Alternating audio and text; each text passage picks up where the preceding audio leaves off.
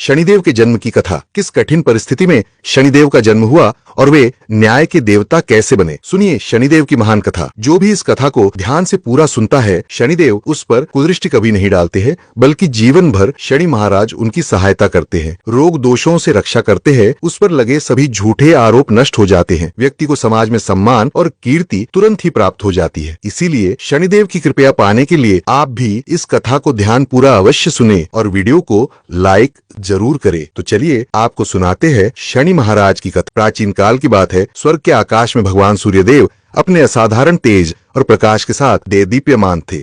उनका तेज इतना प्रखर था कि देवों और मानवों सबके लिए वे जीवन के स्रोत थे। सूर्यदेव का विवाह विश्वकर्मा की पुत्री देवी संज्ञा से हुआ था। संज्ञा कोमल स्वभाव की थी और पतिव्रता थी, परंतु सूर्यदेव के तेज को सह पाना उनके लिए दुष्कर होता जा रहा था। सूर्यदेव के प्रकाश और ताप से संज्ञा दिन प्रतिदिन अधिक व्याकुल रहने लगी। सूर्यदेव अपने तेज में मग्न थे, लेकिन संज्ञा मन ही मन बहुत विचलित थी।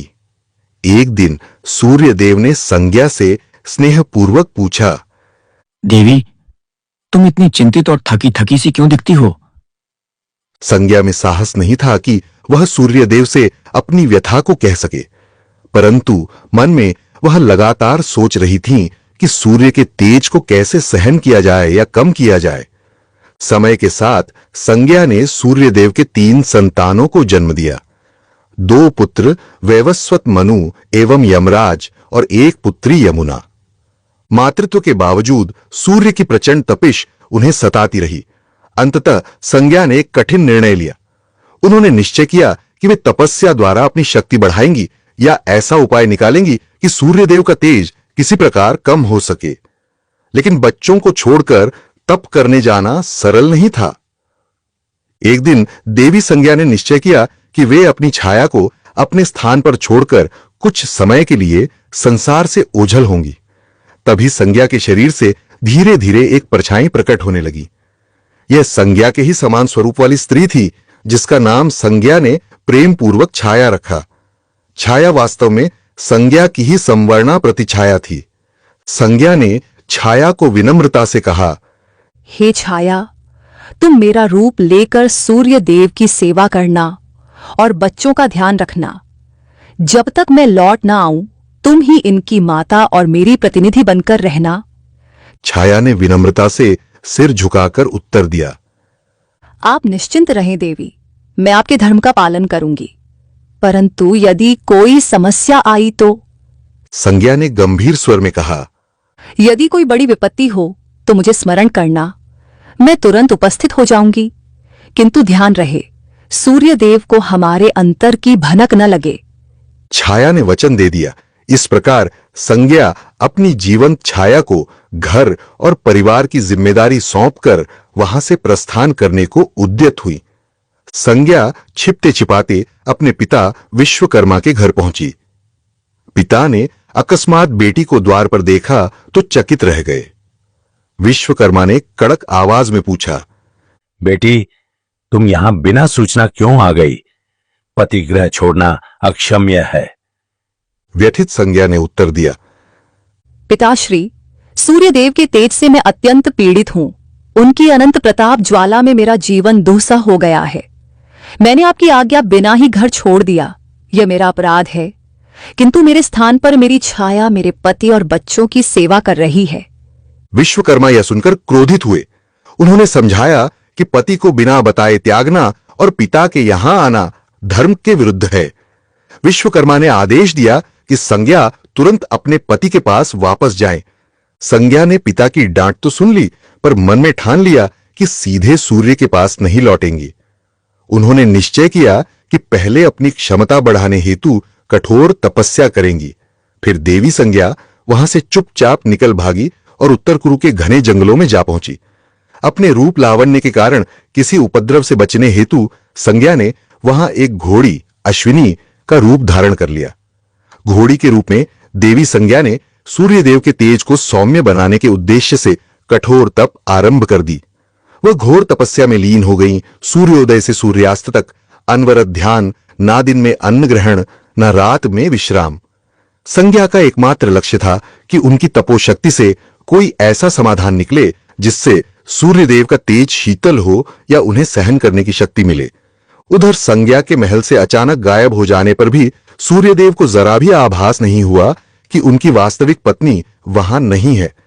छाया ने बड़ी कुशलता से संज्ञा के स्थान पर स्वयं को ढाल लिया था। वह संज्ञा के समान ही बोली चाली और व्यवहार करती, बच्चों की देखभाल करती और सूर्यदेव की सेवा करती थी। सूर्यदेव प्रसन्न चित्त थे कि संज्ञा अब पूर्व जैसी परेशान नहीं लग रही। उन्होंने सोचा शायद समय के साथ संज्ञा ने स्वयं को अनुकूल कर लिया है। इस प्रकार छाया के साथ सूर्यदेव का गृहस्थ जीवन सुचारू रूप से चलने लगा। समय बीतने लगा। संज्ञा के छोड़े हुए तीनों बच्चे यम, यमुना और मनु छाया को ही अपनी जननी मानकर स्नेह करने लगे थे। छाया भी उनके प्रति पर्याप्त ममता दिखाती, किंतु हृदय में वह सदा सजग रहती कि वह मूल माता नहीं है। सूर्यदेव छाया के साथ वैसे ही व्यवहार करते जैसे पहले संज्ञा के साथ करते थे। छाया मन ही मन देवताओं के देव महादेव शिव की परम भक्त थीं। संज्ञा के वचन के अनुसार वह तन मन से सूर्यदेव की सेवा तो करती, पर हृदय में भगवान शिव की आराधना प्रतिपल चलती रहती। कुछ समय बाद छाया एक दिन अप्रत्याशित रूप से स्वयं को गर्भवती अनुभव करने लगी। सूर्यदेव के तेज से वह गर्भ काफी ऊर्जावान था। छाया ने मन ही मन भगवान शिव को स्मरण किया और निश्चय किया कि वह इस गर्भस्थ शिशु के लिए कठोर तप करेगी ताकि बालक को शिव की कृपा प्राप्त हो और कोई अनिष्ट न हो। अब छाया प्रतिदिन सूर्यलोक में रहकर भी घोर तप का पालन करने लगी। गर्भवती होने के बावजूद छाया प्रातःकाल सूर्य की पहली किरण के साथ उठती और भगवान शंकर का ध्यान करती। तेजस्वी सूर्य की किरणें सीधे उनके शरीर पर पड़ती, पर छाया उन किरणों की परवाह किए बिना भूमि पर नंगे पैर खड़ी होकर भगवान शिव का नाम जपती रहती। उनका यह कठोर व्रत कई दिनों तक निरंतर चलता रहा। छाया के इस अटल तप और निर्जल व्रत का प्रभाव उनके गर्भ पर भी पड़ा। सूर्यदेव की तीक्ष्ण किरणें सीधी गर्भस्थ शिशु पर पड़ रही थीं। ऊपर से माता अन्न जल बिना तपस्यारत थीं।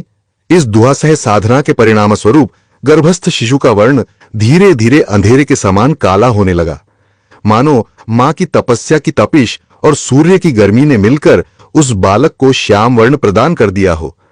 हालांकि छाया को इसका भान नहीं था। वह तो अपनी साधना में लीन थी और गर्भ की रक्षा व शिशु की शक्ति के लिए शिव से प्रार्थना कर रही थी। समय आने पर छाया ने एक पुत्र को जन्म दिया। उस नवजात बालक ने जन्म लेते ही झोर की क्रंदन ध्वनि के साथ अपनी उपस्थिति दर्ज कराई। यह बालक औरों से भिन्न था। उसका शरीर एकदम श्याम काला था, आंखें तीक्ष्ण थीं और मुख पर अजीब सा तेज था। सूर्यदेव को जब समाचार मिला कि पुत्र का जन्म हुआ है तो वे प्रसन्न हुए और उत्सुकता पूर्वक शिशु को देखने आए। जैसे ही सूर्यदेव की दृष्टि बालक पर पड़ी, उनका मुख आश्चर्य और असमंजस से खुला रह गया। ये क्या है? इसका रंग इतना काला क्यों है? सूर्यदेव के मुख से अनायास निकला। नवजात शिशु का श्याम वर्ण देखकर सूर्य को आश्चर्य हुआ और तुरंत ही उनके मन में संशय के बादल घिर आए। उन्होंने मन में सोचा कि उनकी तेजस्वी रक्त सेना वंश में ऐसा काला बालक कैसे जन्म ले सकता है। पल भर में प्रसन्नता क्रोध में बदल गई।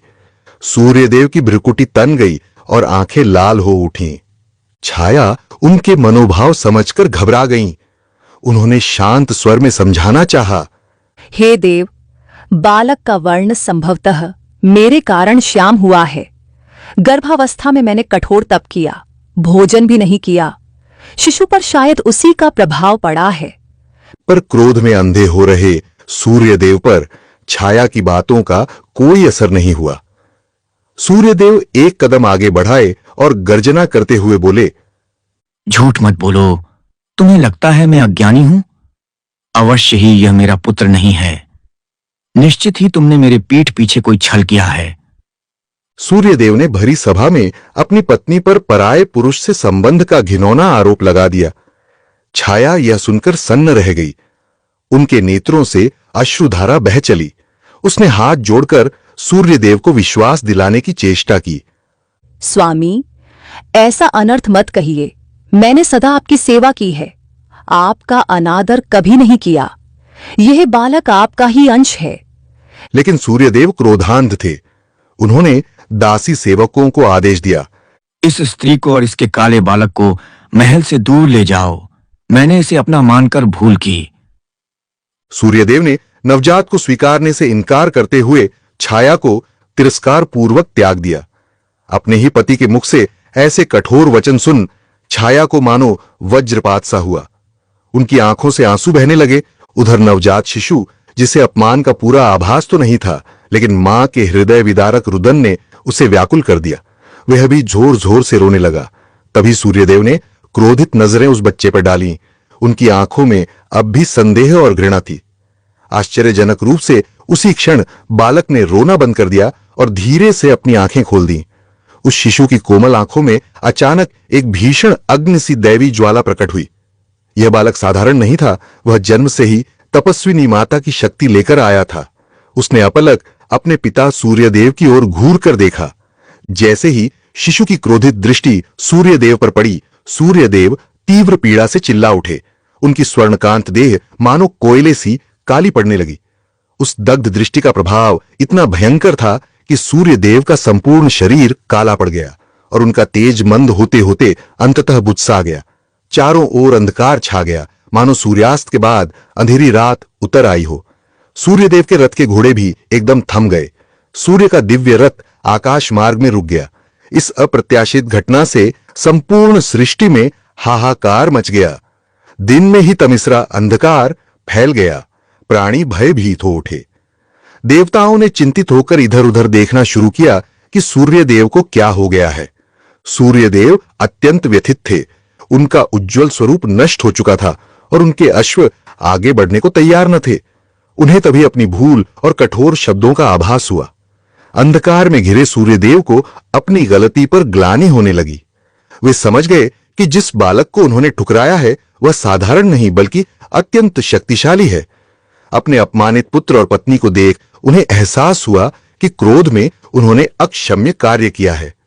विवश होकर सूर्यदेव ने आर्त स्वर में त्राहि पुकार लगाई, हे महादेव, मेरी सहायता करें, मुझसे भारी भूल हुई है। सूर्यदेव की करुण पुकार सुन समस्त लोकों के स्वामी भगवान शिव तत्काल प्रकट हो गए। एक दिव्य ज्योतिपुंज प्रकट हुआ और उसके मध्य भगवान शंकर अपने वृद्ध मुद्रा में प्रकट हुए। त्रिशूल और चंद्रमा को धारण किए नीलकंठ भगवान शिव के दर्शन पाकर सूर्यदेव, छाया और वहां उपस्थित समस्त दास देवता हाथ जोड़कर नतमस्तक हो गए। छाया ने शिशु को गोद में उठा लिया था। अब वह बालक शांत था। उसकी आंखों में अपने आराध्य शिव के दर्शनों से एक उज्जवल चमक थी। भगवान शिव ने पहले अपनी आंखें बंद कर लीं और ध्यान द्वारा संपूर्ण घटना को देखा। फिर उन्होंने कठोर स्वर में सूर्यदेव से कहा, हे सूर्यदेव, क्रोध और अहंकार में आकर तुमने अपनी पत्नी छाया और अपने नवजात पुत्र का बड़ा अपमान किया है। तुमने छाया के चरित्र पर संदेह करके अन्याय किया है। सूर्यदेव लज्जा के मारे सिर झुकाए खड़े थे। शिवजी ने आगे कहा, यह बालक वास्तव में तुम्हारा ही पुत्र है। इसका वर्ण श्याम इसलिए है क्योंकि गर्भकाल में छाया ने कठोर तपस्या कर मेरी उपासना की और तुम्हारे तेज को बिना किसी संरक्षण के सहा, जिससे बालक का रंग काला हो गया। इसमें छाया का कोई अपराध नहीं, बल्कि प्रशंसा योग्य धैर्य है। सूर्यदेव ने कांपते हुए स्वर में उत्तर दिया, हे महादेव, मुझसे भारी भूल हो गई। मैंने क्रोधवश इन दोनों को बहुत कष्ट दिया। कृपा कर मुझे क्षमा करें और अपना तेज वापस प्रदान करें। सूर्यदेव ने विनम्रतापूर्वक छाया और बालक की ओर देखकर कहा, मैं अपने कटु शब्द वापस लेता हूं। छाया, तुम निरपराध हो और यह बालक निश्चय ही मेरा ही पुत्र है। सूर्यदेव को पश्चाताप करते देख भगवान शिव का क्रोध शांत हुआ। उन्होंने अपने हाथ से आशीष देते हुए सूर्यदेव को पुनः तेजस्वी रूप प्रदान किया। उनकी काली पड़ी देह फिर से सुनहरे तेज से चमकने लगी और अंधकार चीरता हुआ प्रकाश चारों दिशाओं में फैल गया। सूर्यदेव के रथ के अश्व भी पुनर्जीवित होकर गति से दौड़ने लगे। सृष्टि फिर से प्रकाशमान हो उठी। सूर्यदेव ने तुरंत छाया और अपने पुत्र को गले से लगा लिया। सूर्य ने कहा, छाया, तुमने जो तप किया उससे हमारे पुत्र को अद्भुत शक्ति मिली है। मैं तुम्हारा ऋणी हूं और अपने आचरण पर अत्यंत लज्जित हूं। छाया के नेत्रों से आनंद के आंसू बहने लगे।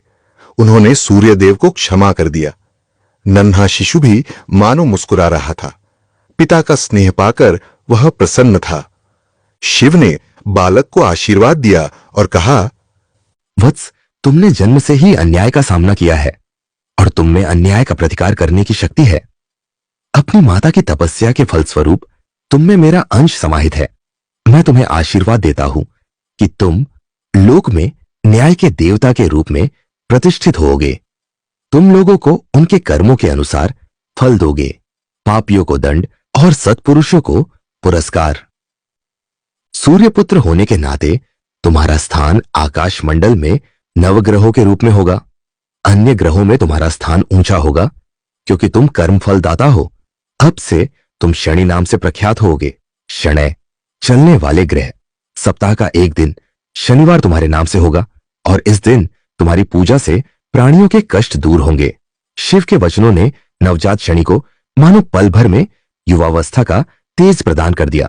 सबने अनुभव किया कि उस बालक के रूप में एक महान शक्तिशाली देवता प्रतिष्ठित हो रहा है।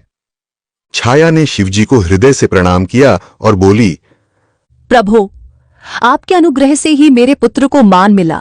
मेरी तपस्या सफल हुई। सूर्यदेव ने भी शिव की स्तुति की। शिवजी ने प्रसन्न होकर अंतर ध्यान होने से पूर्व कहा, याद रहे, शनिदेव प्रजा को उनके कर्मों का न्यायपूर्ण फल प्रदान करेंगे। इनकी दृष्टि से कोई भी कर्म छिपा नहीं रहेगा। तुम सब इन्हें आदर दो। वहां पर उपस्थित जनों ने जय शनिदेव, जय सूर्यदेव और हर हर महादेव का उद्घोष किया। शिवजी अंतर ध्यान हो गए। इस प्रकार छाया के तप से उत्पन्न श्याम वर्ण बालक शनि को भगवान शिव के आशीर्वाद से नवग्रहों में प्रमुख स्थान मिला और वे जगत के कर्म फलदाता न्याय के देवता बने। कालांतर में जब असली माता संज्ञा अपनी तपस्या से लौटी, तब समस्त परिवार में पुनर्मिलन हुआ। सूर्यदेव ने भी अपनी गलती से शिक्षा पाई और सभी संतानों को समान स्नेह दिया। शनिदेव अपने पिता सूर्य, माता छाया तथा जगत पिता शिव के प्रति पूर्ण भक्ति भाव रखते हुए अपने कर्तव्य पथ पर चल पड़े। वे न्याय के कठोर किंतु निष्पक्ष देवता के रूप में प्रसिद्ध हुए।